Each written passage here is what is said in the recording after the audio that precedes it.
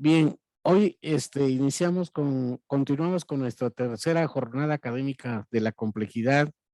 Desafortunadamente, en la tercera conferencia no pudimos tener la presencia del doctor Carlos Jesús Delgado Díaz de La Habana, Cuba, debido a un problema pues común, ¿no? De la luz, ¿no? Al irse la luz no se pudo hacer la conexión. Ya se había conectado él, nomás que no dilató mucho y se fue la luz y que nos quedamos a ciegas y sin la conferencia. Afortunadamente logramos hacer que esa reunión del viernes pasado se convirtiera en una mesa de análisis y reflexión y estuvo muy interesante, ¿no? Esa mesa, y tenemos también ya la grabación disponible para aquellas personas que deseen consultar las preguntas y lo que se construyó durante esa sesión. De acuerdo a nuestro programa, tenemos 6 conferencias y ya pasaron 3 conferencias siguiendo las 3 columnas básicas que tenemos en la sociedad académica, que sería el pensamiento complejo, la transdisciplinariedad y educación. Pasaron ya esas 3 y ahora volvemos a la segunda ronda y comenzamos nuevamente con la cuarta conferencia, pero ahora siguiendo la paridad de género. Ahora vienen 3 conferencias, pero son mujeres, ¿no? Son conferencistas. O sea que empezamos con la doctora Virginia y después vamos a seguir con la doctora Julieta Haidar y vamos a aterrizar con la doctora María Teresa Pozzoli. Está nutrida, digamos, esta última parte de del ciclo, y esperemos que nos puedan acompañar durante el cierre hasta el día que finaliza, que sería el 12 del día de agosto, ¿no? Bien, voy a presentarles a nuestra conferencista. Ella es doctora en pensamiento complejo por parte de Multiversidad Mundo Real Edgar Morán y tiene un postdoctorado en educación, investigación y complejidad por parte de la Escuela Militar de Ingeniería en Cochabamba, Bolivia, ¿no? Es docente en la Facultad de Humanidades y Artes en la Universidad Nacional de Rosario, allá en Rosario, Santa Fe, en Argentina. Disculpe, doctora, que haga un resumen del resumen que hizo usted, ¿no? Para hacer la presentación. Espero atinarle.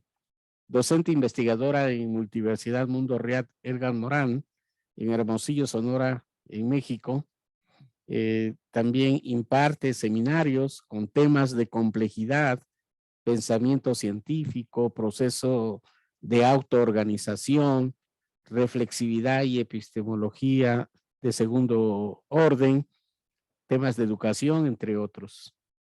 Ha dirigido tesis doctorales y de maestría, ha participado en actividades internacionales y ha participado en congresos, sustentado conferencias, ha realizado publicaciones científicas, libros y capítulos de libros.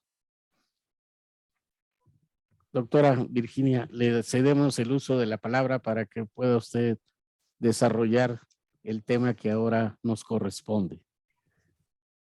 Bueno, muchas gracias, Pedro. La verdad que para mí es un placer poder estar esta noche con ustedes, principalmente porque veo muchas caras conocidas, de estudiantes, de amigos. Te faltó decir el título más importante que tengo, ya que la veo a Gabriela ahí sentadita también desde su casa. Soy mamá. Y Gabriela Peppermans fue maestra jardinera de mis hijos. Así que también ese es el título más importante antes del doctorado y del postdoctorado. La verdad que, como decía, es un placer poder estar hoy acá, convocada por la Sociedad Académica por el Pensamiento Complejo, en colaboración con Multiversidad Mundo Real Edgar Morán. Y el tema que nos convoca es un tema interesantísimo, que es reflexionar sobre el pensamiento complejo desde sus diferentes dimensiones. Como bien lo estaba comentando Pedro, esta es la cuarta conferencia En una primera conferencia se habló sobre la introducción al método de Morán. En una segunda conferencia se abordó la temática de la transdisciplina. En una tercera conferencia se habló sobre el tema de la educación y la complejidad, disertada por un amigo de la casa, Carlos Delgado. Me hubiera encantado que pudiera estar hoy con nosotros. Y hoy vamos a tratar sobre las bases filosóficas en el método de Morán. En realidad, la invitación es a pensar, más que una conferencia magistral. No vamos a dejar de decir cuestiones densas y teóricas, reflexionar sobre la teoría de Morán, que no es nada fácil. Pero también después me gustaría que podamos abrir al diálogo. Entonces vamos a pensar y vamos a hablar primeramente de qué es el método de Morán. Bueno, acá está, los 6 tomos del método. Esto es el método de Morán, que ocupa lugar, y mucho lugar, y también junta tierra. Eso cuando dicen que el conocimiento no ocupa lugar, sí, miren la cantidad, y cómo pesa, no solamente que ocupa lugar, sino que pesa mucho. Y cuando estábamos pensando con Pedro, ¿cuál sería el título de esta conferencia? Bueno, pensamos en las bases filosóficas. ¿Y por qué las bases filosóficas? Porque en realidad lo interesante, una de las cuestiones interesantes de Morán, para mí una de las más importantes, tiene que ver justamente desde el lugar que Morán habla para poder pensar y construir su constructo teórico, que es el pensamiento complejo. Todos sabemos quién es Morán, un poco más o un poco menos, pero sabemos quién es Morán. Morán es sociólogo, Morán es filósofo, Morán es antropólogo. Entonces, desde ese lugar, desde esos lugares, él piensa la construcción de su obra maestra, que es el método. El método que está constituido en 6 tomos, en donde él no deja de pensar en nada dentro de lo que se sabe del conocimiento. El primer tomo del método estudia la naturaleza de la naturaleza. El segundo tomo del método habla de la vida de la vida. El tercer tomo del método habla de el conocimiento del conocimiento, para mí es el más lindo. El cuarto tomo habla sobre las ideas.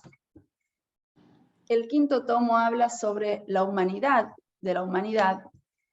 Y el sexto tomo habla sobre la ética. Entonces, si me permiten, yo les voy a presentar una infografía que les va a mostrar, la voy a dejar un ratito porque me gusta verlos a ustedes, que va a mostrarnos desde qué lugar está pensado la conferencia de hoy. ¿Cuáles son las bases filosóficas en el método de Morán? El marxismo, el humanismo, la epistemología genética, la biología y la poesía. Fíjense que tenemos de las más diversas vertientes teóricas, filosóficas, epistémicas y literarias que él construye, que él toma, que él revisa, que él resignifica para poder pensar las bases filosóficas. ¿Desde qué lugar se plantean esas bases filosóficas? Desde un lugar epistemológico, porque estamos hablando de conocimiento y de ciencia. De un lugar antropológico, estamos hablando de antropologías filosóficas, porque estamos hablando de un sujeto que conoce. Un sujeto que conoce distinto a un individuo que es miembro o constitutivo de una especie. Entonces vamos a ver y vamos a distinguir por qué a lo largo de su obra, de todo su pensamiento epistémico y educativo, Morán habla de individuos, pero cuando él tiene que referirse a su teoría de conocimiento, que es justamente el pensamiento complejo, habla de un sujeto. También vamos a hacer referencia a cuáles son las diferentes figuras epistémicas que él toma, primero como crítica y después como alternativa de superación para poder relacionarnos con el conocimiento en los momentos históricos. Y también habla de la ética y habla de lo dialógico. La ética vinculada a la comprensión, a la solidaridad, a las tolerancias, y la otredad vinculada a su concepto de lo dialógico, que es distinta a la base dialéctica del marxismo. Bueno, dicho esto, yo voy a dejar de compartir porque los quiero ver a ustedes. Y para empezar, una cita de Morán en el método 4. Debemos comprender que la revolución actual se encuentra no tanto en el campo de las ideas buenas y verdaderas, opuestas a las ideas malas y falsas, en una lucha de vida o muerte, sino más bien en el campo de la complejidad del modo de organización de las ideas. Hay alguien que tiene el micrófono encendido y está molestando, me parece. Ricardo Alberto. Compañero Ricardo, ya lo pagó. Sí. Ahí estamos. Bueno, basándonos en esta cita de Morán, vamos a ir viendo 3 o 4 cuestiones básicas que yo quiero que hoy podamos discutir. Que primero las podamos escuchar y después las podamos discutir, porque la idea es la dialogía, el diálogo. ¿Cuáles son las bases filosóficas? Dijimos que las bases filosóficas son el marxismo, pero el marxismo, no desde la concepción marxista de la división de clases, de la lucha de clases, de la plusvalía, de la alienación, que si bien son categorías fundantes del marxismo del siglo XIX, él toma el concepto de dialéctico, para después construir el pensamiento complejo desde lo dialógico. Hace una crítica a la dialéctica hegeliana. ¿Y cuál es la crítica a la dialéctica hegeliana? Porque Hegel es uno de los constructores del discurso de la modernidad clásica, junto con Descartes, junto con Comenio, junto con Newton. El marxismo y la dialéctica de Hegel son superadoras a la racionalidad clásica, porque se plantea una tesis, una antítesis, pero la síntesis, que en su momento se planteaba superadora de los dos opuestos, sigue estando dentro del sistema de esa racionalidad cerrada. Desde ese lugar, desde ese concepto de racionalidad cerrada, pero que es superadora a la construcción de la epistemología de la modernidad clásica, Morán toma esa base marxista para poder decir que en el siglo XX, y cuando él está escribiendo el método en la década del 60, la dialéctica es necesaria, pero no es suficiente como modo explicativo del conocimiento. Por lo tanto, él opone a la dialéctica lo dialógico.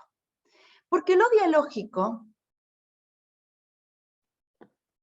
en el pensamiento complejo, hace referencia a la otredad, hace referencia a una relación de horizontalidad, hace referencia a una relación de horizontalidad entre un yo, entre un tú y el contexto. Y ahí aparece otra categoría marxista, la historia, el contexto. Fíjense un dato interesante. Nosotros, la última vez que nos vimos con Luisa, nos vimos en Manizales, en el 2018. Allá, con Luisa viajamos siempre juntas. Cada vez que nos enteramos que hay un congreso, junto con Jaime y junto con Olvic, nos encontramos en alguna latitud, en algún país, y disfrutamos un par de días juntas. En Manizales, en el 2018, se hace la presentación del octavo saber. El octavo saber se publica haciendo referencia, o Morán diciendo, que después de haber pasado cierto tiempo, muchos años, de la publicación de los 7 saberes necesarios para la educación del futuro, se dio cuenta que le faltaba un saber, y que ese saber estaba vinculado a la historia, al tiempo. Y cuando decimos historia, podemos decir contexto. Ese es el guiño al marxismo en el 8º saber de Edgar Morin. Porque el marxismo analiza a la sociedad a partir de los procesos históricos, del devenir de la historia. Y el pensamiento complejo hasta el 8º saber no estaba pensado, no estaba analizado, no estaba propuesto desde el devenir de la historia, sino desde lo biológico. Y ahí aparecen los aportes de Maturana y Varela, con el concepto de autopoiesis. Y ahí también aparece el concepto de la epistemología genética con Piaget, en el concepto de la recursión, en el concepto de los procesos adaptativos, en el concepto de cómo construimos el conocimiento. Entonces tenemos una primera base epistémica que tiene que ver con el marxismo, una segunda, no estoy diciendo por orden de aparición, estamos numerándolos. Una segunda base epistémica que tiene que ver con la biología, principalmente los biólogos latinoamericanos. Una tercera base epistémica que tiene que ver con la epistemología genética de Piaget, en cómo se construye el concepto, cómo se construye el conocimiento, a partir de diversas interacciones, a partir de diversas acomodaciones, a partir de desequilibrios, a partir de un movimiento. Y ahí tenemos de nuevo otro concepto marxista, del devenir. Pero también, y acá es una impronta neta de la complejidad, estamos hablando de un humanismo. Y que ya en la década del 90, Nelson Vallejo Gómez escribe con Ospina y con Edgar Morin, Morin, el humanista planetario. Cómo se rescatan los conceptos del humanismo para pensarlos a la luz de la teoría de la complejidad. ¿Y dónde encontramos las dimensiones humanistas en el pensamiento complejo? Las encontramos justamente en el concepto de razón. Las encontramos justamente en la comprensión. Las encontramos justamente en la definición del homo. De estas dualidades que Morin utiliza para definir al Homo sapiens y al Homo complexus. Que hoy, devenido en pleno siglo XXI, hablamos de un Homo reflexus que tiene que ver con un nuevo concepto de Homo vinculado a los signos de nuestros tiempos, con el cambio en el concepto de tiempo, desde la complejidad y desde la termodinámica. Esas serían las bases filosóficas en la obra de Morin. Pero también tenemos las antropologías filosóficas, que nos aportan para el concepto de homos. Y acá es interesante, porque Morin a lo largo de su historia, y a lo largo de toda su teoría y de todos sus libros, él habla continuamente de este trinomio, individuo, sociedad y especie. El individuo constituye una especie, y la especie vive en una sociedad. Y las relaciones entre los 3 términos, entre las 3 dimensiones, son relaciones dialógicas y relaciones recursivas. Siempre desde un pensamiento ecologizado. Y ahí volvemos al marxismo. Ese pensamiento ecologizado está haciendo referencia a un pensamiento situado, contextuado, histórico, deviniente. Deviniente que el concepto del devenir no es de Marx, sino que es mucho más antiguo, y nos vamos a la filosofía antigua, exactamente en el siglo VII a.C. con Heráclito. Heráclito es el primero que empieza a hablar del devenir del movimiento, ¿sí? Cuando Heráclito decía, no te bañarás 2 veces en el mismo río, porque no solamente vos habrás cambiado, sino el río mismo. O sea que el concepto de devenir viene desde el origen del origen. Pero es interesante, porque también habla de homos. Este concepto del homo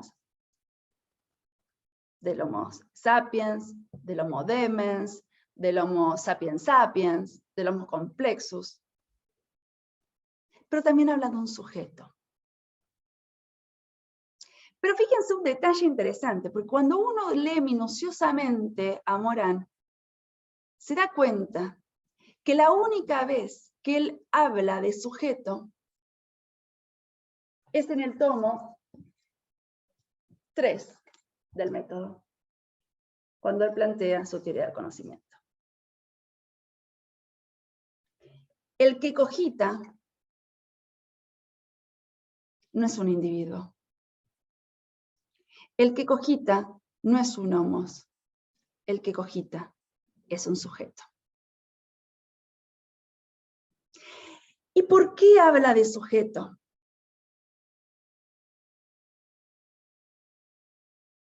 Y acá vamos a encontrar otro aporte.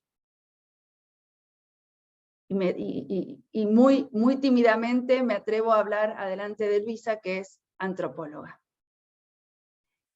El sujeto está atravesado por la cultura, decía Freud, y la tenemos a Gabriela, que también es psicóloga. El sujeto es el que está atravesado por la cultura.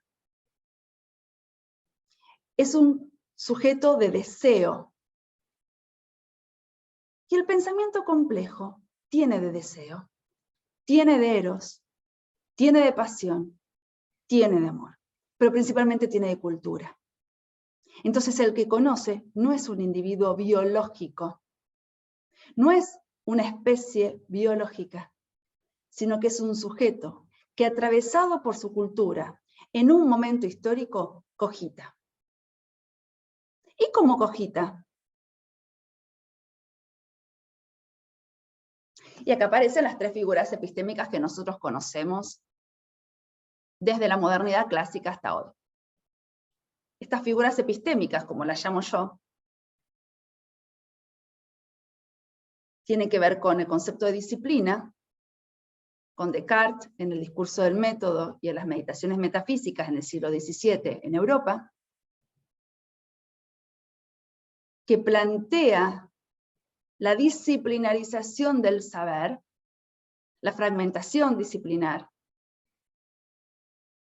y la construcción de esta definición de conocimientos científicos que nosotros conocemos hasta el día de hoy.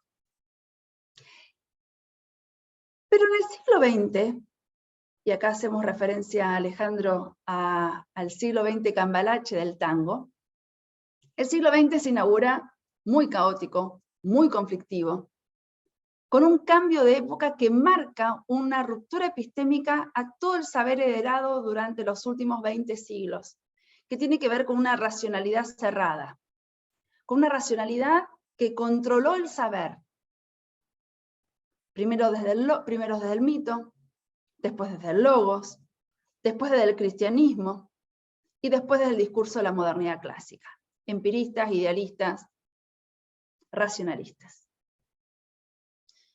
Pero el siglo XX amanece caótico, en crisis. Hay una definición muy interesante de un psicólogo argentino que se llama institucionalista, que se llama Aldo Schlemenson, que decía que la crisis es la irrupción de lo cotidiano. Es cuando se interrumpe nuestra vida cotidiana. Y eso es lo que pasó en el siglo XX. Veníamos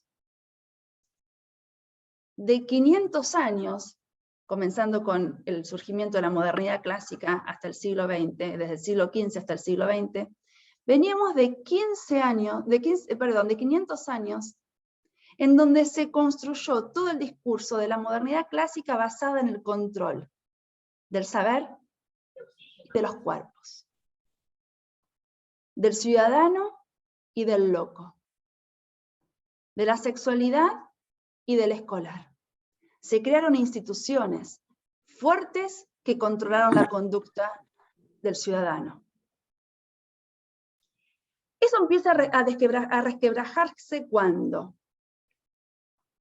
A fin del siglo XIX y principios del siglo XX. Con pensadores de rupturas, porque los que rompen son los pensadores de rupturas, los revolucionarios, los locos de la historia. Madame Curie, Einstein, Freud, Heisenberg, que empezaron a darse cuenta de que la sociedad no está ordenada. Y que lejos de ese ordenamiento hay azar, hay deseo, hay amor, hay aleas, hay indeterminismo, que no se pueden controlar. ¿Cómo controlo el deseo? ¿Cómo controlo el azar? ¿Cómo controlo lo indeterminado? No hay forma de controlarlo. Por lo tanto, y acá aparece un concepto de un filósofo mexicano que a mí me gusta muchísimo, Leopoldo Sea, de principios del siglo XX, que él hablaba de la extrañeza del horizonte. Entonces Leopoldo Sea se preguntaba, ¿cuándo se nos hace extraño el horizonte? Y se contesta, el horizonte se nos vuelve extraño cuando los objetos que constituían nuestro horizonte se nos vuelven extraños. Y eso es lo que pasó a principios del siglo XX y lo que nos pasó durante todo el siglo XX. Todo el saber heredado de la modernidad clásica se volvió extraño. Entonces aparecen nuevas categorías de análisis vinculadas a lógicas no lineales, que lejos de pensarse como se pensó durante toda la historia, desde Aristóteles hasta el siglo XX, que desequilibraban, que molestaban, que interferían en el conocimiento, estas lógicas no lineales son nuevas lógicas explicativas que nos ayudan a entender la realidad del universo, la vida, y poder plantear una teoría del conocimiento desde ese lugar indeterminado. Y en la década del 60 aparece Morán con su pensamiento complejo. Todo este preámbulo para introducir a la segunda figura epistémica de mediados del siglo XX, que viene de la mano de Piaget, que es el concepto de interdisciplina. La interdisciplina es la construcción metodológica. Se construye un método común, independiente a los métodos individuales de las diferentes ciencias que abordan el estudio de un objeto. Impensado con la lógica clásica. Y a años de distancia, pero desde la física cuántica, de la mano de Nicolescu y de la epistemología de la mano de Morán, aparece la tercera figura epistémica que nosotros conocemos hoy, que es la transdisciplina. La transdisciplina es construcción de objeto y construcción de método, con tres características más. El concepto de sistemas complejos, o de la realidad compleja, la incorporación del tercero excluido, que lo excluyó Aristóteles en el siglo V a.C., y los diferentes niveles de realidad. Entonces, en la interdisciplina y en la transdisciplina, no conoce un individuo, no conoce un homo, sino que cogita un sujeto. Y ahí hablamos de las antropologías filosóficas. ¿Qué son las antropologías filosóficas? La antropología filosófica se encarga del estudio del hombre que conoce. ¿De quién es ese que conoce? Que por supuesto, dependiendo de la filosofía, lo vamos a llamar distinto. Persona, individuo, sujeto. Pero lo importante en Morán es que conviven dos figuras. El individuo para toda la construcción del pensamiento complejo. Pero cuando tenemos, dice, ojo, no lo dice, lo digo yo, ojo, cuando nosotros tenemos que ver quién conoce, el que conoce es un sujeto, no es un individuo.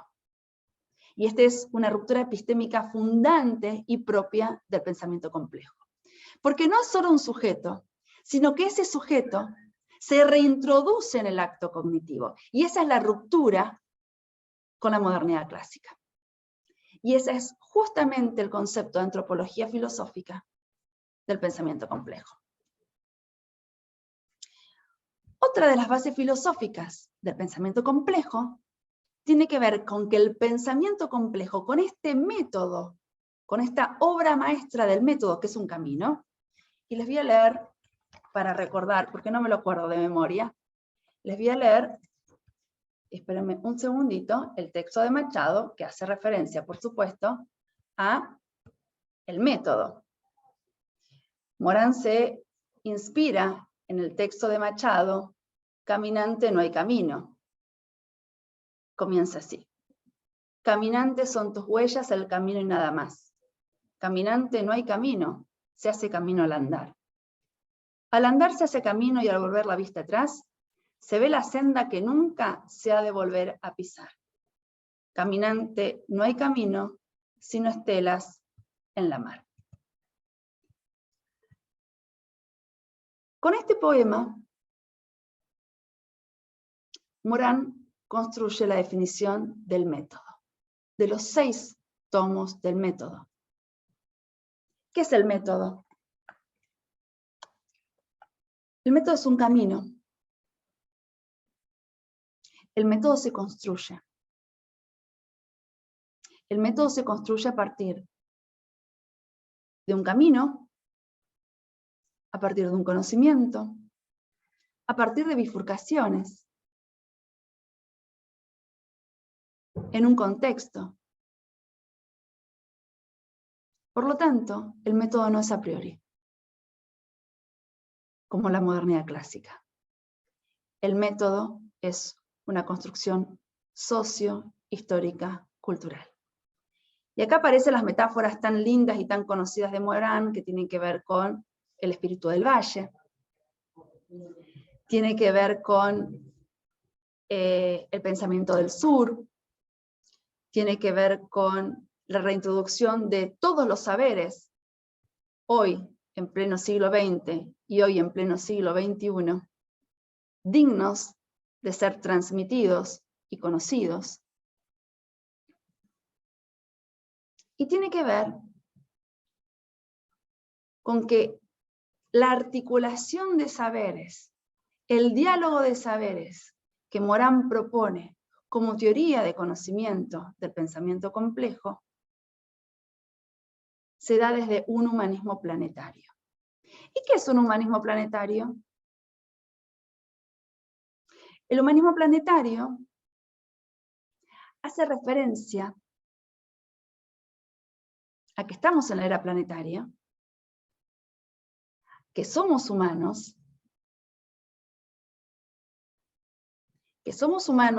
que deberíamos vivir en comunión con los otros humanos y con el planeta Tierra. Y acá aparecen las categorías que van a adjetivar y que van a llenar de contenidos a este humanismo planetario, que tiene que ver con la comprensión, que tiene que ver con lo dialógico y que tiene que ver con la alteridad del concepto del otro. Y acá aparece un concepto muy interesante, que no lo dice Morán, lo digo yo, pero que nos ayuda a pensar la otredad en el pensamiento complejo, que tiene que ver con el concepto de lo singular y lo genuino. Propio de este humanismo. Ese humanismo planetario también se distancia del concepto de sujeto bien duro que plantea Morán, que es el que cogita, que es el que conoce. Habíamos dicho que este concepto de sujeto está vinculado no solamente al acto de conocer, que ese acto de conocer debería ser hoy transdisciplinario, sino que la concepción más importante de este sujeto en el acto de conocer desde el pensamiento complejo es su reintroducción en el acto cognitivo. Y esa es la ruptura fundante desde el concepto de sujeto que conoce, desde el pensamiento complejo, con los otros sujetos que conocen, o personas o individuos que conocen en otros tipos de pensamientos filosóficos. Y otras características de este método, de esta construcción metodológica, de este camino que se va construyendo al andar y que hace referencia al espíritu del valle, tiene que ver con contextualizar. Contextualizar el conocimiento. Tiene que ver con globalizar. Globalizar el conocimiento. No planteando una dicotomía entre lo global y lo local, sino una dialogía, que lo global incluye lo local y lo local incluye lo global. Y también se presenta como un pensamiento anticipatorio, pero no desde el punto de vista del esoterismo. No estamos hablando de eso, de predicción. No. Estamos hablando de cómo pensar diferentes escenarios en función del devenir de la historia. Por lo tanto, este camino que se construye al andar no es universal e inmutable, sino que deviene, muta, se transforma, se vuelve atrás, vamos hacia adelante, tomamos un atajo, una bifurcación. Ese es el concepto de construcción.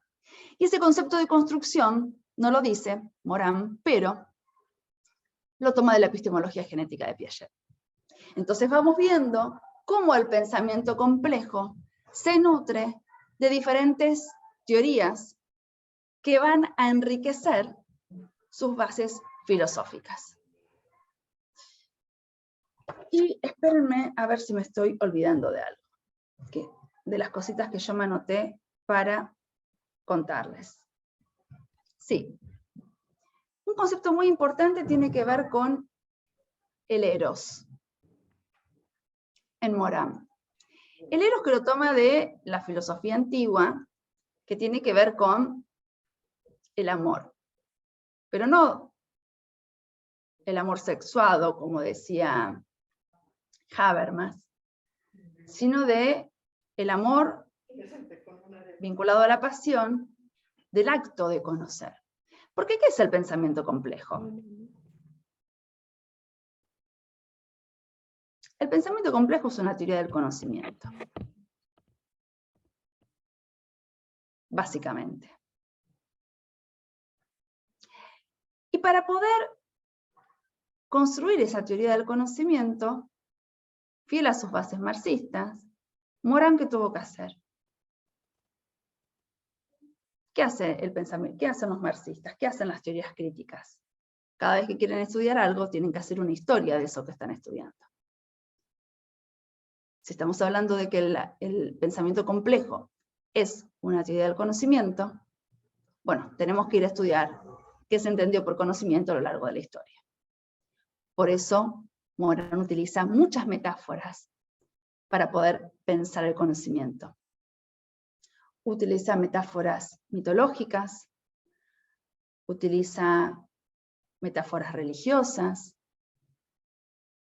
se va hasta el pensamiento oriental para poder pensar y hacer una distinción entre qué es un programa y qué es una estrategia. También desde la filosofía oriental construye la metáfora del espíritu del valle. La metáfora del espíritu del valle es fantástica. No sé si la saben. Si la saben, disculpen, pero a lo mejor hay alguien que no la sabe. El espíritu del valle es la metáfora más gráfica para poder entender qué es el pensamiento complejo. La verdad que es maravillosa. Difícil como pocas cosas yo he leído en mi vida. Difícil. Yo creo que entendí mejor la termodinámica que la metáfora del espíritu del valle, pero a ese nivel, sí, a ese nivel. No había forma de entenderla cuando yo lo estudiaba. ¿Y qué dice el espíritu del valle? El espíritu del valle hace referencia a que la riqueza del valle está construida a partir de las vertientes de los ríos. Y los ríos que transitan el valle, que vuelcan sus aguas en el valle, están enriquecidos por sus diferentes afluentes. Eso es el conocimiento. Eso es una crítica muy poética al saber heredado. Y yo cada vez que hablo del espíritu del valle, somos todos latinoamericanos y todos conocemos el Amazonas. El Amazonas no sería Amazonas si no estuviese enriquecido por todos sus afluentes. Ese es el conocimiento. El conocimiento no sería conocimiento complejo si no estuviese enriquecido por todos sus afluentes. ¿Y cuáles son los afluentes en el conocimiento? El conocimiento de los pueblos originarios, el conocimiento de los pueblos africanos, el conocimiento de Occidente, el conocimiento de Oriente, el conocimiento del Sur.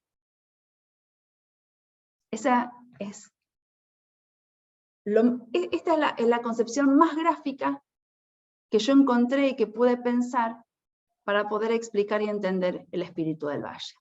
¿Qué es la esencia del pensamiento complejo? ¿Por qué el pensamiento complejo se define como complejo? Porque es un entramado, porque es una construcción, porque se construye desde la alteridad. Es la unitax multiplex de la cual está hablando Morán. Son los diferentes niveles de realidad que tenemos que tener en cuenta para relacionarnos con el conocimiento. Son las diferentes dimensiones, el concepto de multidimensionalidad y multireferencialidad, para poder abordar el conocimiento. Por lo tanto, este conocimiento universal, a priori, cerrado, simplificado, que gobernó el ámbito de la ciencia, el mundo de la ciencia durante muchísimos años, empezando en el siglo XV, y que en algunos niveles todavía continúa hoy, empieza a ser cuestionado con esta concepción de multidimensionalidad y multireferencialidad, vinculada a esta concepción de entramado del pensamiento complejo.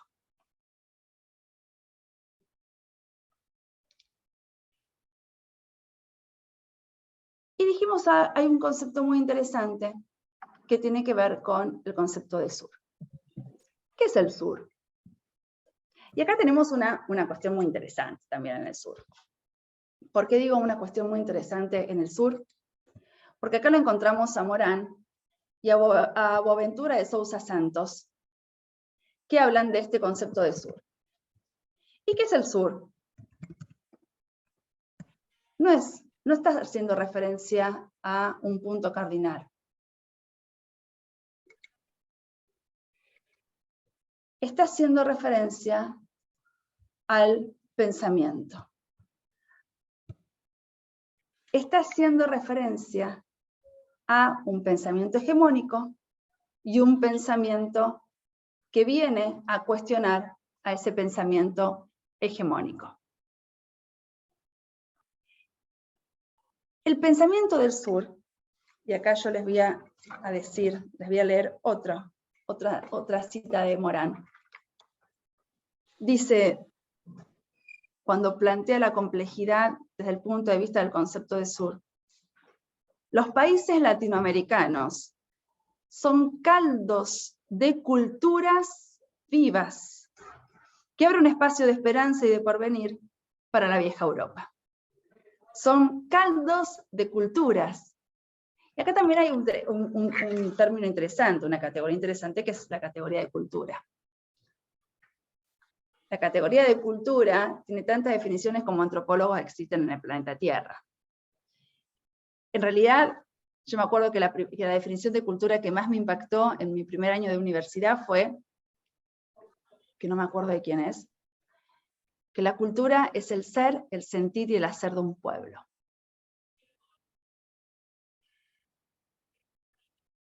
La cultura es el ser, el sentir y el hacer de un pueblo. Nos habla de antropologías, nos habla de cosmogonías, nos habla de conocimiento. Este conocimiento del sur, este pensamiento del sur, distinto a la epistemología del sur de Boaventura de Sousa Santos, este pensamiento del sur está indicando de que el sur tiene muchas cosas para decir al norte. Insistimos, no es geográfico, sino que en el norte encontramos muchos sures y en los sures encontramos muchos nortes. Es el pensamiento de ruptura, es lo instituyente que viene a cuestionar el status quo. Es la alteridad, es la alternativa al pensamiento único. Y eso es lo que vino a hacer el pensamiento complejo. Vino a irrumpir en la clásica y en la cómoda modernidad clásica con un pensamiento vivo, con un pensamiento movible, con un pensamiento que entrelaza, con un pensamiento sugerente, con un pensamiento de un sujeto que conoce en un contexto, que construye un modo de conocer situado, contextuado, historizado. Y cuando hablamos de historizado, vamos a ubicarles otra dimensión de análisis que tiene que ver con el tiempo. Este tiempo que se necesita para la cogitación. Este tiempo que se necesita para poder construir conocimiento y mi relación con el conocimiento. Nadie conoce en el mundanal ruido. Y como con Morán nos vamos a ir a la Grecia antigua. Cuando Aristóteles se paseaba por el ágora con Sócrates, Platón, Aristóteles, se paseaban por el ágora con sus discípulos, aparece un concepto de dialogía y aparece un concepto de ocio. El ocio está vinculado al no hacer nada. Porque para pensar, para construir el conocimiento, tenemos que no hacer nada. Necesitamos diálogos, necesitamos tiempo, necesitamos un otro y necesitamos crear una relación para poder conocer. A 26 siglos de distancia, en pleno siglo XXI, ese tiempo ocioso no existe más. El ágora tampoco, porque estamos virtuales, porque es instantáneo, porque es efímero, y nadie puede pensar en la instantaneidad. Por eso hoy no podemos hablar de conocimiento, sino que hablamos de información. El último libro de Byung-Chul Han se llama, el anterior al último, se llama No Cosas. Y justamente está haciendo una crítica, tal cual lo planteaba Morán cuando hablaba del pensamiento simple, y tal cual lo habló Freire cuando hablaba del pensamiento bancario o de la educación bancaria. Este pensamiento simple, esta educación bancaria, estas no cosas, hacen referencia a la información. La información no construye, la información informa. Es externa al sujeto que cogita. Y para tener información, puedo tener un tiempo instantáneo. Pero para construir conocimiento necesito un tiempo, un kairos complejo. Necesito la reflexividad. El tema de la reflexividad lo vamos a ver con Alejandro la semana que viene. La reflexividad necesita tiempo. Tiempo de maduración, epistemología genética. Tiempo de construcción, epistemología compleja. tiempo, no instantáneo, sino un tiempo del ágora. Y necesita diálogo, que no es... Necesito el diálogo, que no es la dialéctica. El diálogo, en la construcción del conocimiento, es una relación de horizontalidad entre un sujeto que conoce, un sujeto que habla, un sujeto que escucha y un contexto. Y que ese conocimiento se construye desde diferentes dimensiones, diferentes niveles de realidad y desde la multireferencialidad.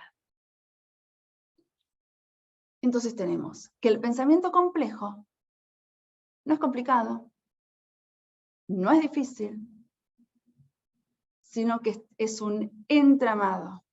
¿Un entramado de qué? De diferentes elementos distintos. De diferentes individuos y de diferentes sujetos. De diferentes conocimientos en un tiempo que se construye. Por lo tanto, ese es el concepto de construcción. El pensamiento complejo no se aplica. Yo escucho muchas veces, bueno, vamos a aplicar el pensamiento complejo. El pensamiento complejo no se aplica. En ningún lado Morán escribe que se aplica. ¿Por qué no se aplica? Porque lo que se aplica es una técnica. Son pasos rígidos a seguir que son a priori a mi existencia. Huevos, manteca, harina y hacemos una torta. Acá en Tupuntu. Es lo mismo. La técnica del puente. ¿Qué es un puente? Un puente une dos orillas. La técnica del puente, desde que el hombre es exactamente la misma. Ahora, ¿se construye un puente de la misma manera? No, no hay dos puentes que se construyan iguales, pero la técnica es la misma. ¿Cuál es la diferencia entre la técnica y la construcción? La construcción necesita reflexividad, necesita pensar, necesita preguntar, necesita conocer el contexto. Esa es una construcción. Por eso pensamiento complejo. Y lo que hizo Morán a lo largo y ancho de sus 6 tomos del método fue plantear las diferentes dimensiones, las diferentes bases epistémicas, las diferentes ciencias que se entrelazan como entramado para construir mi relación con el conocimiento, que se llama pensamiento complejo. Ese es el método, es ese camino que se construye caminando. Y me parece que, llegados a este punto, para que esto no sea un monólogo y sea un diálogo, me gustaría que habilitemos los micrófonos y empecemos a conversar. ¿Qué les parece? Bien, está abierto entonces el espacio. Si pasamos a esta parte de sesión de preguntas, respuestas, comentarios, diálogo, para el que desee participar.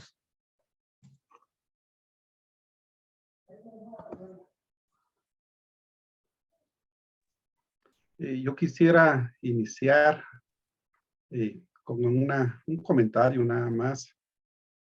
No sé si me escuchan. Sí, adelante.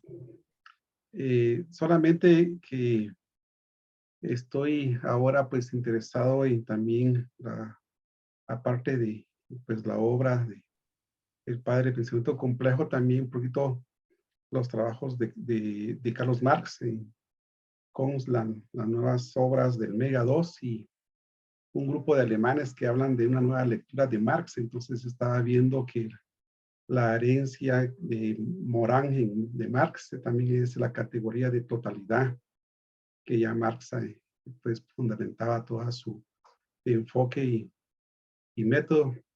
Entonces yo pienso que hay herencias mutuas. El Marx original de sus obras es complejo, es compleja, porque el capital es denso, ¿verdad? Y Enrique Dussel habla inclusive de que Marx estaba ya siendo fenomenológico. Y Morán pues retoma en las Unita Multiplex y en sus como 15 páginas donde trata de definir el sistema complejo. También digamos, vincula la categoría de totalidad. Entonces yo veo que en estos contextos históricos, pues Carlos Marx ahora pues sigue muy vigente ahora que antes, y que Morán pues también lo pone en relevancia, ¿verdad? Yo me llamaba la atención esa parte y también el pensamiento relacional que tenía Marx al hablar de las relaciones sociales de la sociedad y no como individuos o grupos, ¿verdad? Que ya en otras perspectivas se prioriza o se pone en relevancia a los individuos y no las relaciones sociales. Solamente eso como una inquietud. Muchas gracias. Bien, está abierto el audio. Hay por ahí algunos compañeros que ponen en el chat preguntas que sería interesante que ellos mismos las pusieran para no leerlas. ¿Me permite? Adelante. Sí, quisiera preguntarle, doctora Gonfaltini, es muy interesante cómo plantea usted a Morán con lo que yo siento que es un poco su filosofía sobre la complejidad, y a Boaventura de Suárez con sus epistemologías del sur. Sin embargo, ¿qué opina usted de si se tiene excluido el pensamiento y la filosofía y la forma de abordar complejidad por todas las culturas de Oriente, los chinos, los japoneses, la India, etcétera? Yo he encontrado muy poco desarrollo respecto a la complejidad en esas regiones, y sin embargo, esa área del mundo es todavía más grande que Occidente. Pero el hecho de que se esté viendo nada más como epistemologías del sur, hay veces que me da la sensación de ser un poco excluyente de esta parte que yo desconozco, lo reconozco de entrada, ¿verdad? Pero tal vez usted tenga mejor información de cómo podría verse la complejidad ya en una forma más global, que no nada más sea occidental o del sur. Esa es mi duda, si es usted tan amable, por favor. Gracias, Alejandro. Me parece muy interesante la pregunta. A ver, nosotros somos occidentales. Yo siempre comienzo mis clases de filosofía diciéndole a mis estudiantes que lleven un planiferio, porque evidentemente a mí me han costado muchas cosas a lo largo de mi vida, y cuando yo estudié filosofía, allá siendo muy chica, a los 17 años, y me decían que la filosofía nace en Grecia y Grecia está en Occidente, yo era muy buena alumna. Yo digo, pero Grecia no está en Occidente, Grecia está en Oriente. En ningún momento me habían dicho, o a lo mejor el profesor lo daba por sabido, de que Occidente era el pensamiento, no desde el punto de vista geográfico. Entonces yo me estaba muriendo porque digo, ¿de qué está hablando si Grecia está en Oriente? Bueno, solucionado el tema de por qué se considera el pensamiento griego occidental y cristiano, tenemos que pensar algunas cuestiones. Cuando Morán y Boaventura de Sousa Santos hablan del pensamiento del sur, siguen hablando de un sur occidental, porque no están haciendo referencia a África, a Oceanía o a Asia. Nuestra formación filosófica, nuestra formación cristiana es occidental. Occidente es el que se dedicó a construir el discurso de la modernidad clásica, que fue principalmente en el aspecto que nos interesa a nosotros, que fue la fragmentación disciplinar del conocimiento y la construcción de las instituciones para el control de la conducta. ¿Sí? Armó todo una maquinaria de control. Eso no lo digo yo, sino que lo dice Foucault, ¿no? Pero Oriente no lo hizo. Porque Oriente, al igual que los pueblos originarios, pudo mantener y pudo construir y pudo sostener a lo largo del tiempo un pensamiento, ¿cómo llamarlo? Un pensamiento que plantea una comunión entre la tierra, en los pueblos originarios, el universo o la tierra, en el pueblo también oriental, y los sujetos. En ningún momento fragmentaron el conocimiento y su relación con la Pachamama, con la madre naturaleza. El que construye la separación con la naturaleza y se empieza a comer literalmente a la naturaleza es el occidentario cristiano. Y ahí aparece el pensamiento fragmentado. Ni Oriente ni los pueblos originarios de ningún lugar del mundo plantearon esa fragmentación, porque plantean un pensamiento y una relación con la naturaleza en común unión. En ningún momento se piensan por separado.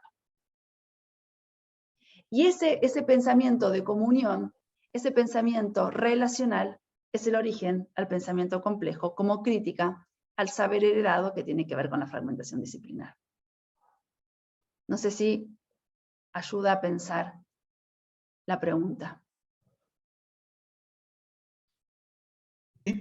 Sí, ayuda a pensarla, aunque siento que a mí en lo personal me falta respondérmela con mucho más amplitud, porque pienso que la complejidad es un fenómeno, es un aspecto que lo mismo se puede dar en Occidente que en Oriente.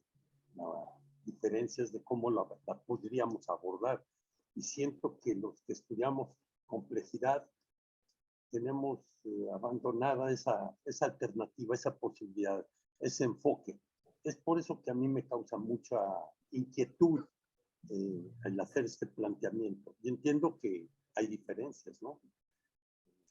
Igualmente, me parece que no es correcto pensar que el pensamiento complejo pertenece a un punto cardinal. Ahí estaríamos cerrando el concepto de pensamiento complejo. El pensamiento complejo, sin entender mal la palabra, es universal. Va más allá de las fronteras, no es de Occidente. No es la crítica a el saber heredado. El pensamiento complejo es un pensamiento que relacione, es un pensamiento que entrama, es un pensamiento que se piensa a sí misma desde el inacabamiento. Por lo tanto, en cualquier punto cardinal que yo me relacione con el conocimiento desde ese lugar es pensamiento complejo.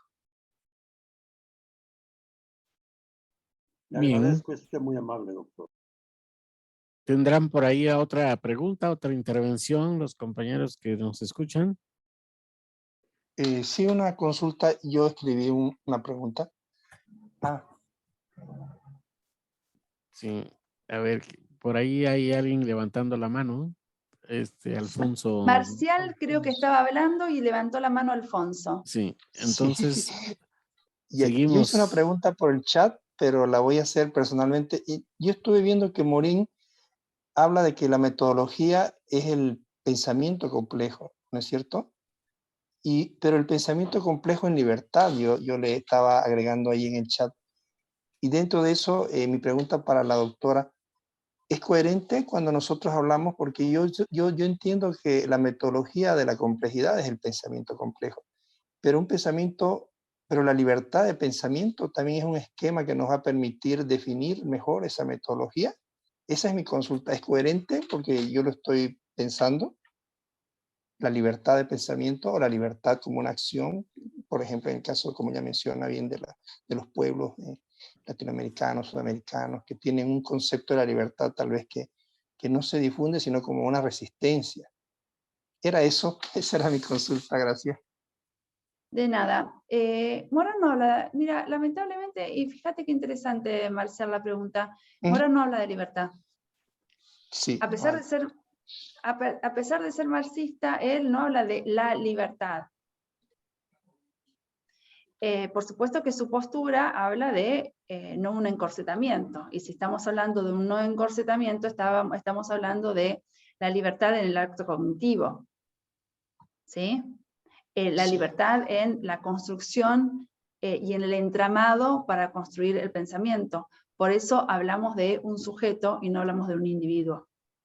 La libertad es constitutiva de cualquier pensamiento que se plantee en sí desde el punto de vista de la construcción. El que no es libre es un pensamiento conductista. El que no es libre es un pensamiento positivo.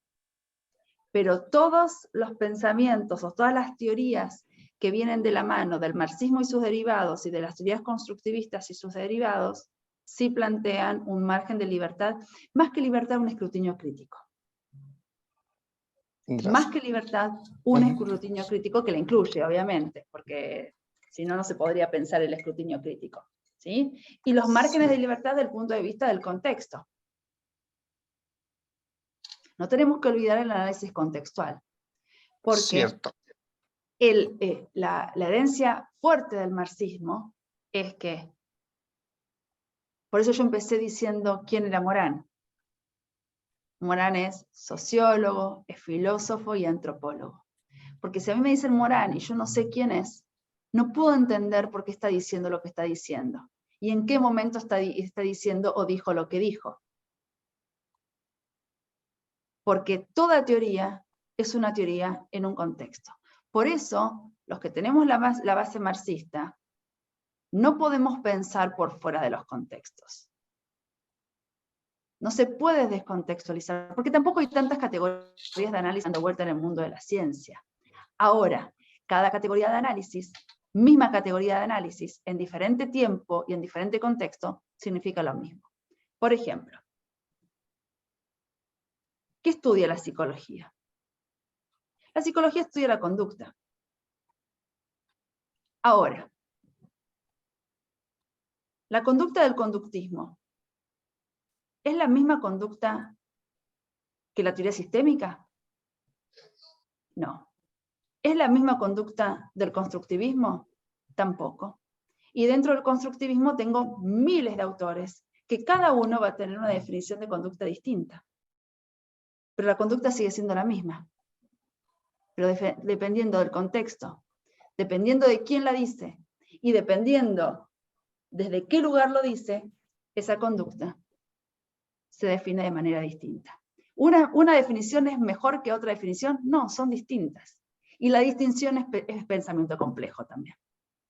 Sí. Yo tengo el margen de libertad para poder elegir desde qué lugar hablo, cómo me relaciono con el conocimiento y ver qué definición de conducta se adecua mejor para la construcción de mi relación con el conocimiento. Ahora, toda relación con el conocimiento tiene que ser coherente. Tiene que haber una coherencia epistémica. Yo no puedo decir que me relaciono con el conocimiento desde el punto de vista de los procesos históricos y pensar una conducta conductista. Porque ahí yo me doy cuenta de que no sabemos nada. De que estamos pensando no holísticamente, sino eclécticamente, cualquier cosa con cualquier cosa. Gracias, verdad. Bien. Gracias, Hay dos compañeros que están pidiendo la mano, Alfonso Vega Alfonso y Francisco. y luego Francisco. Sí. Muchas gracias, profesora, un gusto. Soy ingeniero de formación y actualmente estoy estudiando el doctorado, así que estoy aprendiendo esto del pensamiento, pero tengo una pregunta por lo mismo, que tiene que ver con el concepto de límite en el pensamiento, pero límite no como una barrera que no permita avanzar, sino como un momento para reflexionar lo pensado. Entonces mi pregunta es si en este pensamiento, ¿cómo se aborda o si existe alguna instancia o se reúnen ciertas condiciones para saber si el camino que hemos hecho, cuánto nos ha servido? Porque siento que hacer camino al andar y no detenerse, siendo figurativo, para haberlo caminado, por lo menos para mi formación me resulta un poco como que me falta esa información, ¿ya? Como para evaluar lo pensado, ¿ya? Entonces, ¿cómo lo ve usted, profesor, eso? Primero te tendrá que preguntar qué entendés por límite. ¿Desde qué lugar vos hablas de límite? ¿Sí? El pensamiento complejo no habla de límites, de última habla de fronteras del conocimiento. Si vos estás construyendo algo, la evaluación es intrínseca a la construcción. Es continua. Y en el momento que vos estás construyendo y estás continuamente evaluando, es un proceso de reflexividad. Y ahí te das cuenta por dónde tenés que ir yendo. Si estás yendo por buen camino, si tenés que tomar otra dirección, si tenés que volver para revisar lo que estás diciendo, si tenés que plantear otras preguntas. Tiene que ver no solamente con el modo de conocer, sino que tiene que ver con otra dimensión que no hablamos, pero que bueno, sería para otro conversatorio, tiene que ver con la construcción de los procesos metacognitivos. Hoy, el contenido que nosotros enseñamos y aprendemos no es suficiente. ¿Es necesario? Sí, pero no es suficiente. Porque lo puedo aprender en cualquier lado, no necesito ir a la universidad para aprender un contenido. Hoy. En el siglo XVII sí, si no iba a la escuela era un ignorante. Hoy, si no voy a la escuela, no soy un ignorante. ¿Por qué? Porque el contenido disciplinar es necesario, pero no es suficiente en el año 2022. Lo que sí es necesario y que no lo voy a encontrar en ningún otro lugar son los procesos metacognitivos. ¿Cómo construyo yo mi relación con el conocimiento? ¿Cómo aprendo a argumentar? ¿Cómo aprendo a preguntar? ¿Cómo aprendo a criticar? ¿Cómo aprendo a justificar? ¿Cómo aprendo a sostener una argumentación? Eso en Google no aparece. Aparecen las cadenas montañosas de Argentina, aparecen los faraones de Egipto, aparece la fecha de cuando cayó Roma,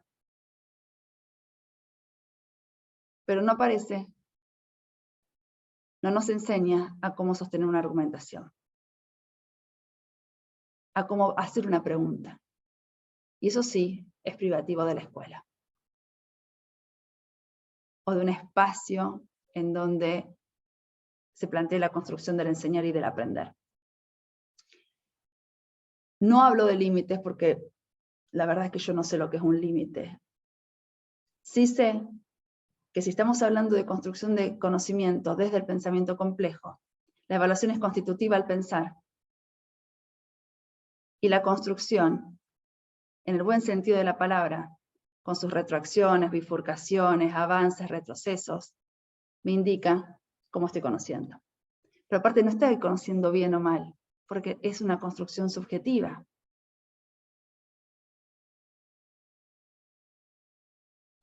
Gracias, Y por profesora. eso se plantea como un pensamiento multidimensional y multireferencial. Porque hoy también, en el siglo XXI, en el 2022,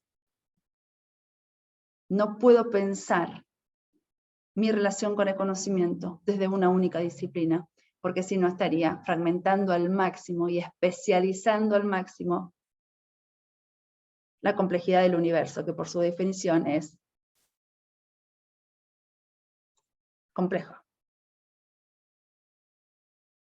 Cuando nosotros estudiamos a los pensadores antiguos y decimos que Sócrates, Platón, Aristóteles, Heráclito, Parménides, Anaxímenes, Anaximandro eran físicos, matemáticos, músicos, astrónomos, yo digo, y se morían a los 30 años. ¿En qué momento estudiaron tanto?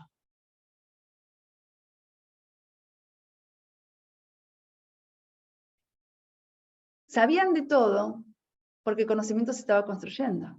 Recién se comenzaba a conocer. Y se planteaba no desde un conocimiento disciplinar, porque el concepto de disciplina aparece en la modernidad clásica. Anterior al concepto de disciplina, en la Edad Media estamos hablando de las 7 artes liberales, el trivium y el quadrivium, y en la Edad Antigua estamos hablando de saberes. Estos saberes que dieron origen a las 7 artes liberales y al conocimiento disciplinar. Dependiendo de cuál sería la filosofía o la antropología filosófica con la cual vos analices la relación con el conocimiento, las respuestas van a cambiar. ya sea desde el punto de vista de la linealidad, desde el punto de vista de la multireferencialidad, desde el punto de vista de lo dialógico, desde el punto de vista de lo dialéctico, desde el punto de vista de solamente lo racional, desde el punto de vista de solamente lo empírico, desde la comunión de lo empírico y lo racional en el idealismo. Todo depende de cuáles son las bases filosóficas y antropológicas que sostienen cualquier definición de conocimiento y su relación con el que conoce. Por eso es importante estudiar no la teoría, que sería anecdótico estudiar el pensamiento complejo, porque si yo estudio el pensamiento complejo solamente, lo estudio como cualquier otra teoría, y se podría pensar hasta sostenerlas desde un punto de vista dogmático. Ahora, si yo estudio las bases filosóficas y antropológicas y cuestiono cómo se construye esa teoría y las relaciones y la diferencia de otras teorías, ahí conozco, ahí la apropio, ahí la comprendo y ahí la aprendo. Y construyo mis procesos metacognitivos. Bien, continuamos con Francisco Javier, que está pidiendo la palabra. Sí, gracias. La pregunta, retomando lo de la idea de libertad y de límite, o una idea de libertad y de límite, ¿cómo establecer la relación con la capacidad propia para conocer? Porque pues esto por lo menos estará mediado por el pensamiento y el pensamiento a su vez por el lenguaje. Y el lenguaje que se desarrolle, que se tenga la capacidad de lenguaje, de pensamiento y de lenguaje que se tenga no solo individualmente, sino también socialmente en determinados contextos. También está el tema de los límites o de los márgenes institucionales, lo que se reconoce como legítimo, lo que tiene aceptación en las comunidades, en determinadas comunidades. Pueden ser las comunidades académicas, las comunidades científicas, las que están validadas, de alguna manera están validadas, y lo que allí se rechaza de entrada, ¿no? Entonces, a ver si, o sea, ¿qué es la libertad? ¿Qué es la libertad de conocer? ¿Y de qué variables depende que se pueda hablar de que existe o no existe libertad? ¿Y quién lo determina? Si eso está, digamos, de todas maneras está signado, está determinado en gran medida por la capacidad propia, por la capacidad colectiva, por el lenguaje, por el pensamiento. Está también determinado por las instituciones, lo que se valida, lo que no se valida, lo que se acepta, lo que no se acepta, y lo que se considera legítimo. Si uno dijera, hay algo que puede estar abriendo camino permanentemente, por lo menos para nosotros, que es el arte, las expresiones, tú las acabas de mencionar, las diferentes, las artes, lo que se entendieron como las artes. Y en un momento contemporáneo decías, nunca hemos tenido tanto como se tiene hoy día en la historia de la humanidad. Nunca se ha tenido tanta tecnología. Nunca se ha producido tanta riqueza, como tampoco nunca se ha destruido tanto. Así uno podría decir, el arte no podría tener mayor difusión ni mayor alcance. Piénsese que hoy hay un concierto en cualquier parte del mundo y lo podemos ver todos, apreciar todos. Si pensemos que hace solo 100 años, 150 años, si había un concierto, solo lo podían disfrutar quienes estuvieran allí presentes, 20, 30, 100, 200 máximo, seguramente, un auditorio. Pero también es el momento en que qué es lo que se legitima como arte, ¿sí? Y ahí hay una gran denuncia que lo que se está validando y por lo que se está pagando y por lo que se está reconociendo, lo que están planteando como arte, pues no logra, digamos, cuando se le hace la mirada crítica, jamás logra los estándares de lo que se apreció hasta hace unas cuantas décadas, que como arte, reconocer como arte, o lo que tiene éxito, lo que tiene profusión, difusión. y es reconocido por las grandes comunidades. Entonces, ¿cómo puede determinarse la libertad del conocer desde el sujeto cuando éste está tan determinado en el mundo? Está determinado por sí mismo, por su capacidad, por las instituciones, por los entornos y por los mecanismos legitimadores que incluyen la exclusión, el rechazo, la negación. Eso, profesora. Me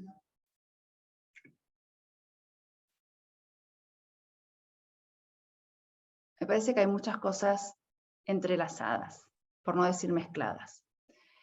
Yo lo reduciría a algo muy sencillo, pero muy difícil, que es la ética.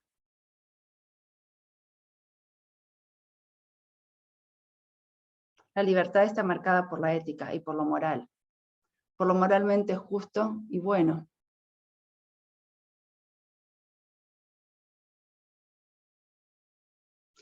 Y para hablar de ética, tenemos un tomo gigante del método de Morán. Hablaste de límites institucionales o márgenes institucionales.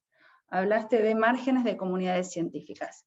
Hay diferentes dimensiones de las cuales estuviste nombrando que marcan determinado encorsetamiento dentro del pensamiento y lo estás vinculando con la libertad.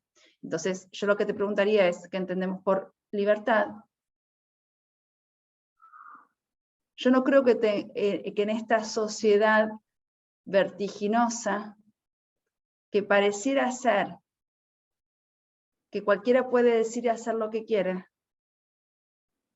estamos cada vez más encorsetados. ¿Y sabes de qué lugar estamos encorsetados? Desde el punto de vista de este aparato que maneja toda la información, a partir de las búsquedas que realizamos, creando los algoritmos que hacen que cada vez que enciendas el teléfono, marquen y te direccionen el pensamiento en función de lo que vos estás buscando. Por lo tanto, hoy libertad no tenemos entonces, vinculado a lo tecnológico. Vinculado al pensamiento toda, siempre y cuando no vivas en una dictadura. Igualmente en las democracias hay que ver qué se dice, porque si bien la mayoría de los países del mundo se dicen que son democráticos, la democracia no funciona de la misma manera en todos los lugares. Por lo tanto, en países democráticos a veces uno no puede pensar libremente. Entonces lo primero que se me ocurriría pensar es, ¿qué entendés por libertad?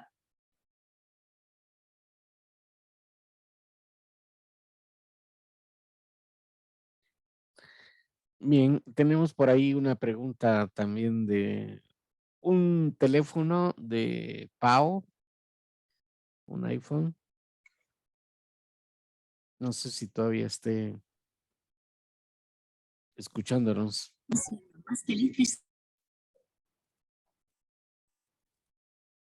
Adelante. Tu audio, por favor. Sí, gracias. Mi pregunta sería en respecto a qué pulsa si Morán en algún momento habla sobre cuál es el impulso en el sujeto por conocer. Si habla en algún momento sobre esto. No, no habla de impulso. Él habla de la cogitación.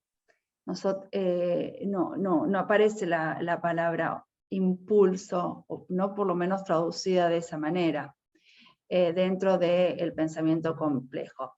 Lo que hace que el sujeto cogite justamente es una actividad, y la actividad está vinculada a la acción, al hacer, a la acción propia del conocer, a la capacidad, a la posibilidad que, como decían los antiguos, es el interés que llevó al hombre a conocer a lo largo de toda la historia. Desde que el hombre es hombre, lo primero que le interesó, el primer interés que tuvo, es el interés por el conocer.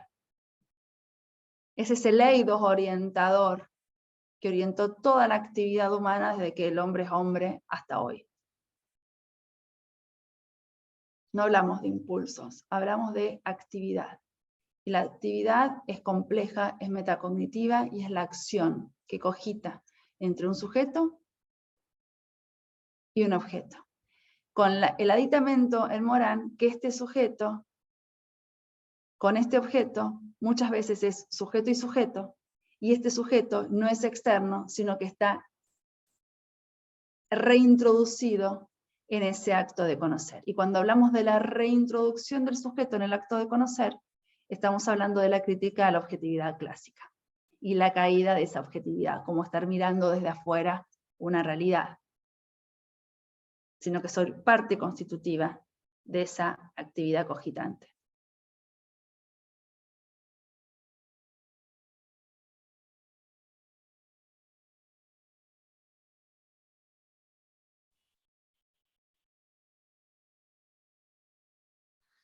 Doctora Yo quiero Julieta. hacer una intervención.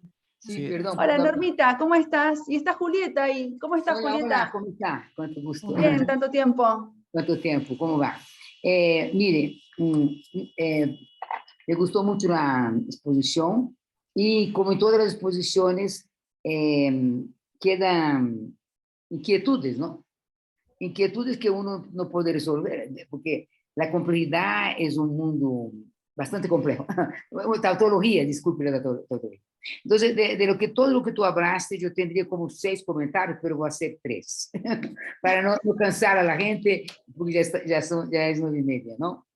Primero, yo preguntaría, Virginia, ¿por qué pensamiento complejo y no epistemología de la complejidad? Porque Morin pensó y ha escrito mucho y aparece pensamiento complejo, pero después, en varios trabajos, él cambia, ¿no?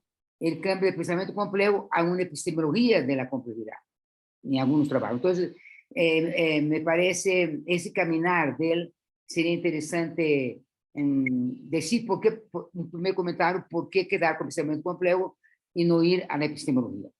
El segundo comentario, que ya viene de otras ponencias que hemos tenido en los ciclos, ¿no? El segundo comentario es justamente lo que tú tocaste, pero creo que hay un poco de dificultad todavía para diferenciar entre metodología y método, según lo que hemos visto, ¿no? Porque, por ejemplo, ¿por qué Morin plantea por qué él usa método y no metodología? Y critica y dice por qué no usa metodología. Entonces, todavía hay un poco de confusión entre qué es el método, el estatuto del método frente a la limitación de la metodología. Ese sería un segundo comentario. Y el tercer comentario tiene que ver con uno que hizo un colega sobre la complejidad, diciendo la complejidad de Occidente y de Oriente, ¿no? Yo creo que lo que tú colocaste, hay varios textos ya, no muchos, pero algunos textos que plantean que la complejidad de Morin es resultado de una convergencia de varias complejidades, ¿no? Y de varios campos cognitivos, de la ciencia, de la religión, de la filosofía. En fin, estaría la transdisciplinariedad dentro de la complejidad. Implica un poco poder hacer operativa la complejidad. Pero aquí lo que vemos es que esa complejidad de Morin es un tipo de reflexión epistemológica que recurre a otras, ¿no? Que también tiene complejidad. Por eso decimos que el taoísmo, como de repente tú comentaste, no sé, o alguien del taoísmo y el pensamiento ancestral es complejo, tiene complejidad. No tiene el mismo estatuto de Morin, pero no podemos decir que es mejor o peor, para nada podemos decir. Eso sería el comentario. Agradezco tu disposición. Ay, Julieta, la verdad que es un honor que vos estés acá en esta charla. Con Julieta estuvimos el año pasado porque es la que organiza el Congreso de Transdisciplina, por lo menos en México, y tuvimos un momento, no me acuerdo en qué mes, estuvimos charlando, creo que fue a mediados del año pasado, que tuvimos la participación y bueno, de ahí la conozco y es un placer. Sí, a ver, con respecto a al último comentario, creo que está muy claro y que es decir, plantear que los otros pensamientos, como los orientales o los nativos, tienen complejidades en diferentes niveles. Yo creo que ahí aparece un concepto clave, y no porque sean mejor o más completos o menos incompletos en esa complejidad, sino que cada uno lo piensa desde su relación entre los sujetos o los individuos y el contexto o el universo, dependiendo de cuál sea esa concepción cosmogónica y cosmovisiva. Me parece interesante la segunda intervención, que tiene que ver con el concepto de métodos o construcción metodológica. En realidad, este método al cual alude Morán, que tiene que ver con esta construcción metodológica, que es el método del pensamiento complejo, se plantea como el antimétodo, haciendo referencia a que es una crítica y una distinción a el método cartesiano de la duda metódica. ¿Sí? Entonces, desde este antimétodo, Morán lo que sostiene es que es una construcción, y que la construcción de este antimétodo está vinculada a lo disciplinar, al sujeto y al contexto. Por lo tanto, no hay un a priori, no hay un absoluto, no hay un universal para ese método como lo planteaba Descartes, sino que se construye al andar, y por eso la metáfora que retoma de Machado. Que esto no significa que es relativo, de que cualquier cosa vale. No estamos hablando de esto. Estamos hablando que dentro de desde la ciencia, desde una concepción de objeto, desde una concepción de relación de sujeto con ese objeto, y desde una construcción de un método en un contexto histórico, se va construyendo la diversidad recursiva e ideológica en ese modo de conocer. Esa es la construcción metodológica que está planteando Morán. La diferencia con la metodología o metodologías es que la metodología o metodologías está haciendo referencia a un pensamiento técnico, a una aplicación, a una herramienta, a un a priori.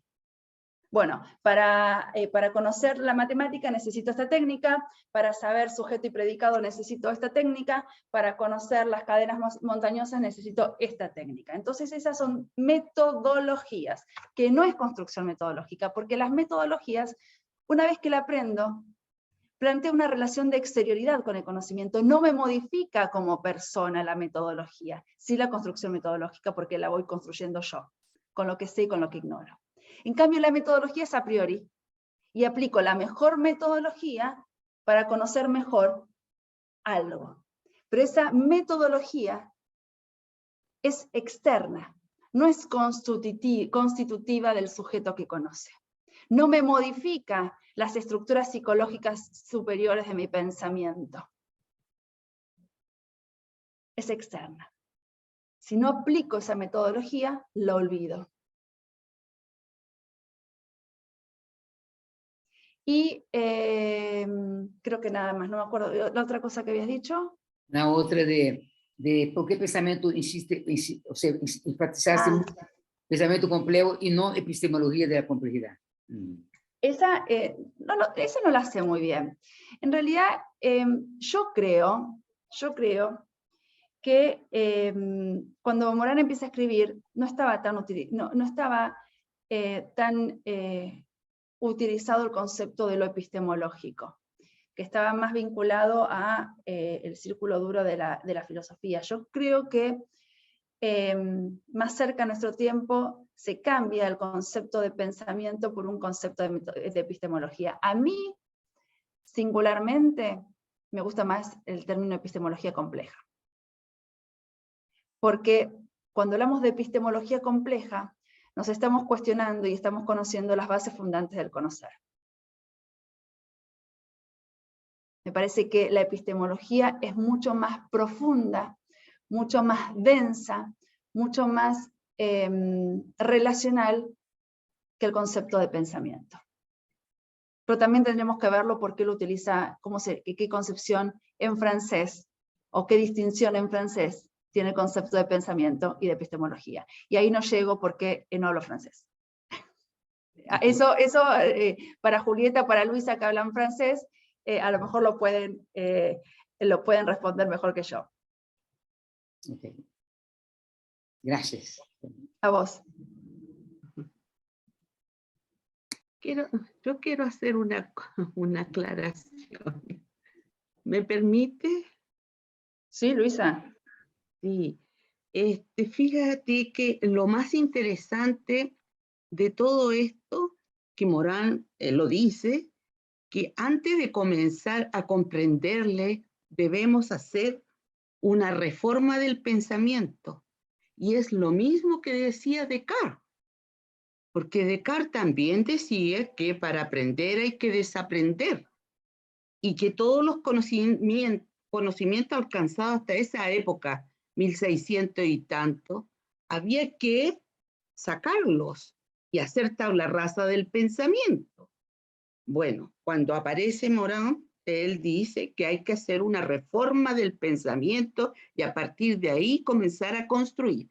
Yo creo que esa es una parte importante antes de analizarlo, porque ¿cómo voy a comenzar a construir? Sacarme todo de la cabeza y empezar a llenar. Pero hay coincidencias muy grandes con Carlos Marx, y yo como marxista de repente me tiro los pelos, porque ¿a quién le creo? Marx es anterior a Morán. Por lo tanto, cuando Carlos Marx, que fue considerado el hombre del milenio, por la BBC, nada menos, nos dice del punto de vista ecológico que la Tierra es finita, no es infinita, es finita. Por lo tanto, él hizo sus cálculos en función de esta premisa para poder desarrollar el capital y llegar a la conclusión que él llegó.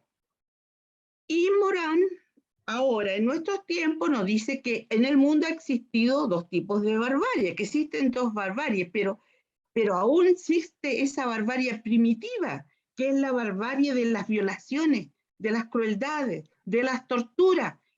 Y yo podría llamar ahí a eso el capitalismo salvaje también, en términos modernos. Y luego nos dice la otra barbarie es la economía del cálculo.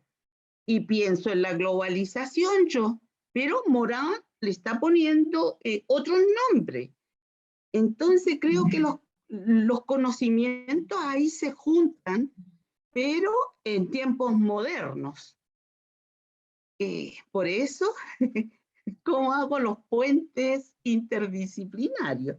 Entonces reconozco a Morán en su reforma del pensamiento, pero no puedo dejar aún a los Marx. Entonces, ¿cómo avanzo?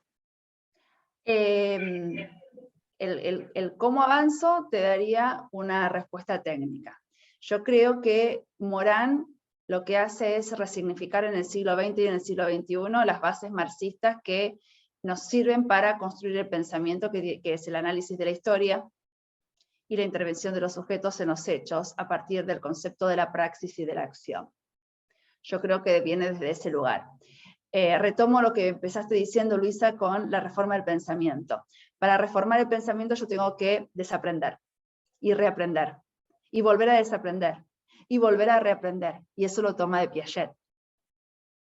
Pero con el análisis de la historia de Marx, porque Piaget no es marxista. Entonces es muy interesante, porque ahí se va entretejiendo todo. Piaget no es marxista, pero en ningún momento Morán habla de Vygotsky, pero sí toma el concepto de lenguaje y de cultura, que tampoco lo toma de Freud, pero sí habla del diálogo. Y el primero que habla de diálogo es Sócrates, y el segundo que habla de diálogo es Freud, y el tercero que habla de diálogo es Freire.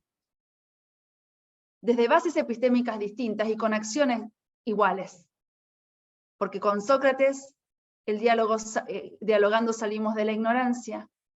Con Freud, con el diálogo se cura la histeria. Muy, muy rápidamente estamos diciendo las cosas, ¿no? Y con Freire, el diálogo nos saca de la condición de oprimidos porque nos otorga la voz, la palabra, que la palabra cura, sana, me humaniza. Y acá aparece el término del humanismo. Y los dos grandes humanistas del siglo XX son Freire y Morán.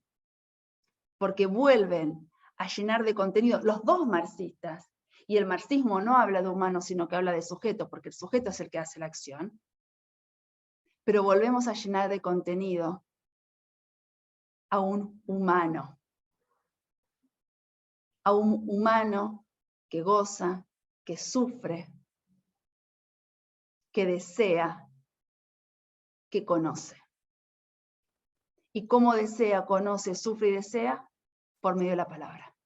A veces otorgada y a veces no otorgada. Y ahí tenemos el hilo conductor de 30 siglos de historia, que es la palabra, que es el diálogo y que es la otredad. Y en los 4 autores cobra decisiva importancia.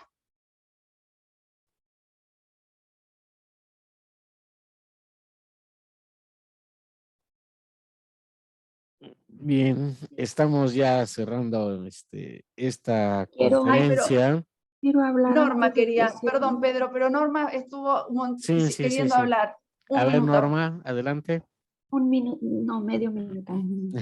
Nada, pues, doctora, siempre es un privilegio escucharla, siempre, hoy más, porque abre muchas preguntas, ¿no? Tiene una mirada reticular, diría yo, sobre el asunto de la complejidad.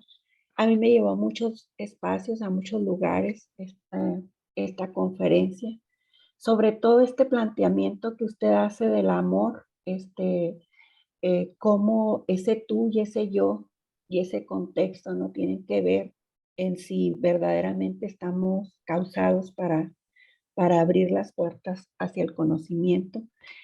Muchos lugares, la verdad, sumamente interesantes, pero además con mucha propiedad. Por lo tanto, dije que 30 segundos, entonces muchas gracias y siempre es un honor escuchar. Gracias, Norma. Un honor que estés acá. Bien, pues entonces estamos ya en el cierre. Quisiéramos ver por última vez si hay alguien que quiera opinar, si no, ya para ir cerrando. Bien, veo que todos quieren hablar, pero nadie se decide, ¿no? A tomar la palabra. Bien, en nombre de la Sociedad Académica por el Pensamiento Complejo y en colaboración con Multiversidad Mundo Real Edgar Morán, agradecemos a la doctora Virginia Gonfiantini por esta excelsa conferencia que nos ha dado y que nos apertura, ¿no? A varias reflexiones. O sea, no está cerrado, ¿verdad? El punto sigue estando en la mente de todos cómo traspasar, ¿no? Por ahí se mencionaba la palabra libertad,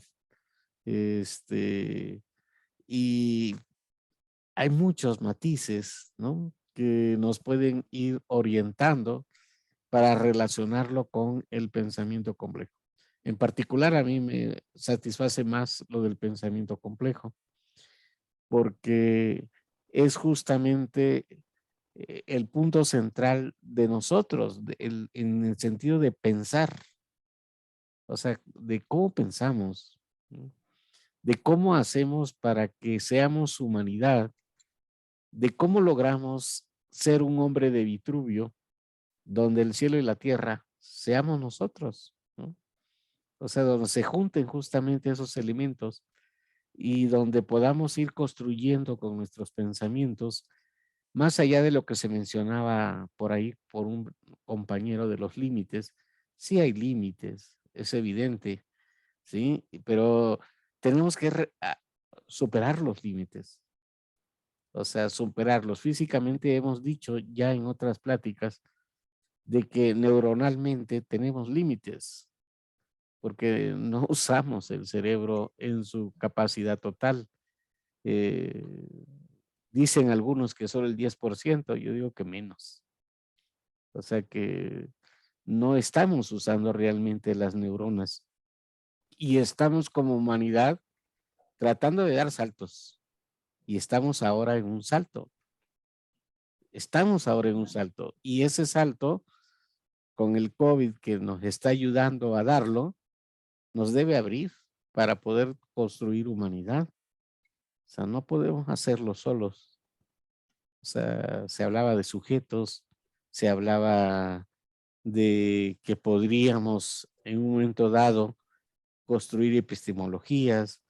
O sea, sigo sintiendo, después de, ¿qué será? 15 años de estar en la Sociedad Académica por el Pensamiento Complejo, sigo sintiendo que estamos dándole vueltas, construyendo conceptos que a veces son contradictorios, a veces, como dijo por allí una compañera, nos hace pensar que a lo mejor estamos en un nuevo marxismo, que no podemos quitarnos algunos conceptos marxistas y que le damos vuelta, ¿no? O sea, Morán mismo lo dice, tendríamos que volver a empezar. O sea, pues se oye bonito la palabra de reforma del pensamiento y como dijeron también, por allí Descartes estaba hablando justamente y textualmente de reformar el pensamiento. Y eso lo retoma también Morán cuando señala de que es necesario la reforma del pensamiento.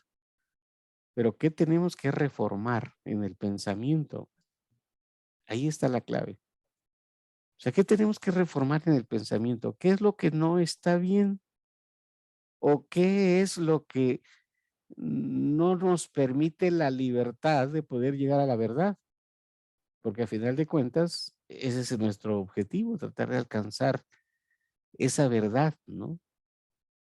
Porque escrito está, la verdad nos hará libres, sí, nos hará libres justamente, ¿no? O sea, pero ¿cómo nos acercamos a esa verdad? O sea, hay, digamos, muchos matices, muchas vertientes que se pueden ir tocando y lo que tenemos que hacer es lo que nos ha dicho la doctora Virginia, ¿no? Retomando a Morán, entretejer esos saberes.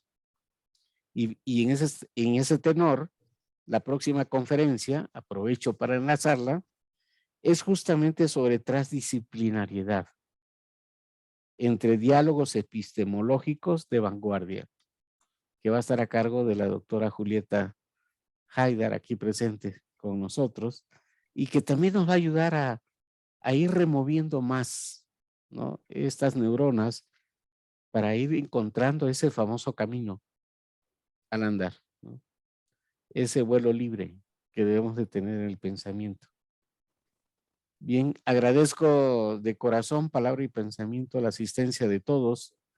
Agradezco a la doctora Virginia nuevamente por su colaboración en este espacio y esperemos que nos acompañe mañana con la doctora Julieta. Perdón, mañana me estoy refiriendo al viernes siguiente, que es cuando toca la conferencia de la doctora Julieta, y nos puede acompañar con el cierre con la doctora María Teresa Pozzoli, que nos va a hablar de ese elemento que por ahí se mencionó también respecto al Eros, ¿verdad? Su conferencia se llama Eros y Metamorfosis, aprender el buen vivir, ¿no? O sea, creo que por ahí al cierre de esta jornada académica vamos a tener un espacio que nos va a permitir entonces llegar a algo, ir construyendo algo entre todos, ¿no? O sea, de eso se trata esta jornada. Entonces, les agradezco mucho de corazón, de palabra y pensamiento, el que hayan estado el día de hoy. Y nos vemos el próximo viernes. Que tengan una linda noche. Muchas gracias a todos. Buenas Hasta luego. noches. Buenas noches. Buenas noches. Buenas noches. Buenas noches, chao. Gracias, buenas Chao, noches, que chao. esté muy bien. Chao a Buenas todos, muchas noches. gracias. Hasta luego. Chao, Pedro. Chao, Chao. chao. noches. Gracias. Hasta luego. Hasta Luego. Escribir.